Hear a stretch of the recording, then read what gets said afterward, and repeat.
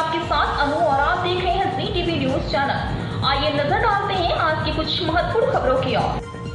Tech expo Gujarat 2024 राज्य का सबसे बड़ा प्रौद्योगिकी एक्सपो गुजरात के प्रौद्योगिकी परिदृश्य को बदलने के लिए पूरी तरह तैयार है। 20 और 21 दिसंबर को विज्ञान भवन साइंस सिटी में आयोजित होने वाला प्रमुख 2 दिवसीय कार्यक्रम सहयोग, नवाचार और डिजिटल परिवर्तन के लिए एक महत्वपूर्ण मंच होगा।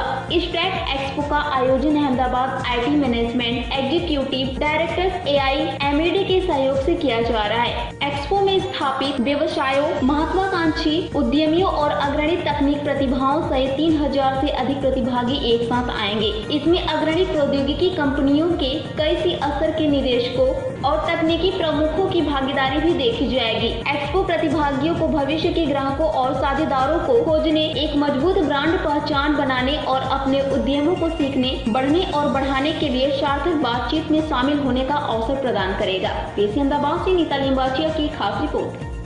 तो तरल शाह છું અને અમારી કોર ટીમ છે જે અમે લોકો એક ટેક એક્સપો કરી રહ્યા છે ગુજરાતની આઈટી કંપનીઓ માટે, જ્યાં આગળ અમે લગભગ 100 થી વધારે પાર્ટિસિપન્ટ હશે જે અલગ અલગ કંપનીઓ પોતાના સ્ટોલ રાખ્યા છે।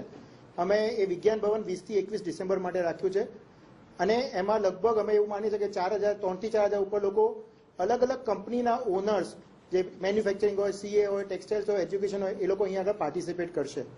ગોલ અમારો એટલો જ છે કે જે ગુજરાતની આઈટી ઇન્ડસ્ટ્રીને પ્રાધાન્ય મળે, એ લોકોને મહત્વ થાય, લોકોને ખબર પડે ગુજરાતમાં આઈટીની આટલી સરસ તાકાત છે, આટલા બધા લોકો અવેલેબલ છે। એટલા માટે લોકો માટે અહીંયા આગળ જશે કે તમે જે ઓનર્સને બધા જોતા હશો તો એ લોકોને ઘણીવાર નથી ખબર હોતી કે અહીંયા આગળ ગુજરાતમાં આટલી આઈટી છે। હવે લોકોને ડિજિટલ ટ્રાન્સફોર્મેશન કરવાનું છે આ ટાઈમમાં, તો એમના માટે એક બહુ જ મહત્વની થશે કે ભાઈ અહીંયા આગળ બી આ કંપની છે, અમે એમને અપ્રોચ કરી શકીએ છીએ અને બહુ જ બધી જે લોકોની આઈટી કંપનીવાળા છે પોતાની પ્રોડક્ટ ને ઓફરિંગ બતાવી શકશે।